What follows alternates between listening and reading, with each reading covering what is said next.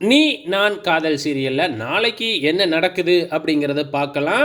நம்ம அபியோட அத்தை வந்து பார்த்தீங்கன்னா, அபியையும், முரளியும் சேர்த்து வச்சு பேசினாங்க இல்லையா?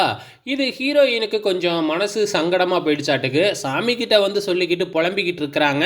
அப்ப ஒரு அம்மா, அதாவது மஞ்ச சேலை கட்டிக்கிட்டு, அப்படியே வந்து பார்த்தீங்கன்னா, நம்ம அபி ஹீரோயினுக்கு வந்து பார்த்தீங்கன்னா, அட்வைஸ் பண்ணுது.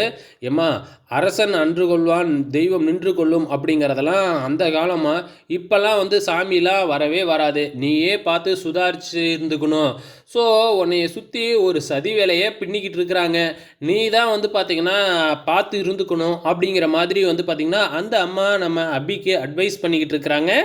ஸோ, அது என்ன அப்படிங்கிறது நல்லாவே தெரியும். ஸோ, முரளி வந்து பார்த்தீங்கன்னா, இருக்கிறதுலயே கேடு கெட்டவன் அப்படிங்கிறது நமக்கு நல்லாவே தெரியும்.